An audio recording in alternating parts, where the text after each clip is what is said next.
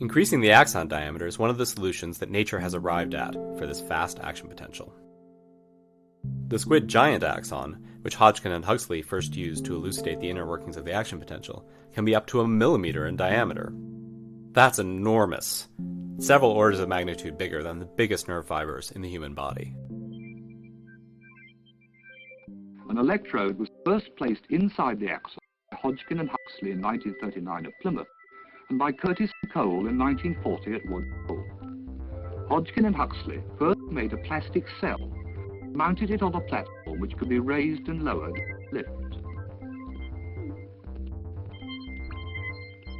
As Professor Baker shows, the axon held by the cannula was then hung in the cell, which was filled with seawater and connected to an external electrode.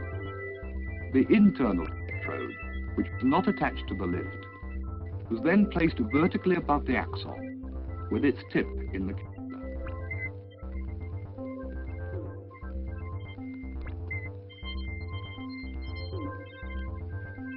It was centered with respect to the cannula and axon by placing a small mirror beside the axon, arranged so the second image at right angles to the first, seen through the microscope. By adjusting the position of the cell, both horizontally and vertically, the cannula and axon were now raised up over the tip of the electrode, which always remained in the line of sight. Hodgkin and Huxley found that as the electrode entered the axon, a negative potential with respect to the external seawater of about 5 millivolts was obtained. This was the resting potential of the axon, and although its existence had long been suspected, this was the first time it had been directly measured. Moreover, when the axon was stimulated, the action potential did not simply fall to zero during the impulse, but became positive with respect to the outside, shown by the overshoot of the action potential. This important discovery suggested that the nerve membrane, which at rest is mainly permeable to potassium, becomes primarily permeable to another ion during excitation.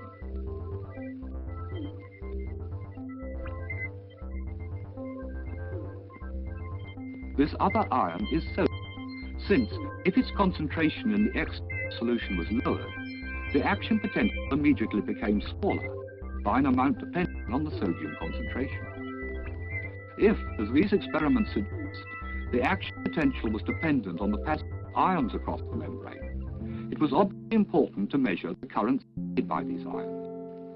To do this, it is necessary to hold the internal potential at a chosen value. This is the powerful voltage clamp technique, originally developed by Cole in America, applied by Hodgkin, Huxley, and Katz.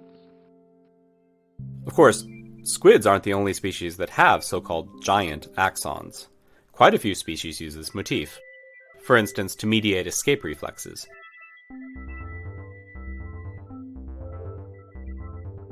Let's see action potential propagation down a giant axon firsthand. But first, we'll need a volunteer. Lumbricus terrestris, the common earthworm.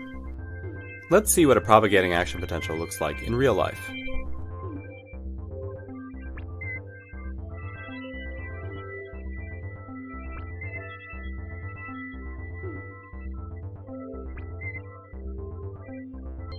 First, we'll anesthetize our subject in a bit of alcohol.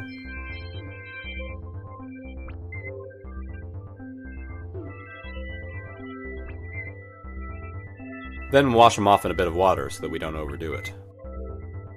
He's not feeling anything now. Then we'll put in some electrodes so that we can measure the action potential as it propagates. In many experimental preps, you'll need something a bit more refined than an insect pin to record neuronal signals, but the worm's giant axon is so darn big that we can get away with it. Electrical potentials have to be measured between 2 points, so we'll need a ground electrode to which to reference our other electrodes. Don't worry about the worm, he'll survive the process unharmed. Now, if I stimulate one end of the worm, we can see and hear, since we've hooked up to an audio monitor, the action potential traveling down the giant axon that runs down the worm's back. If we zoom in on these spikes and measure the time delay between them, we arrive at the propagation velocity of the action potential.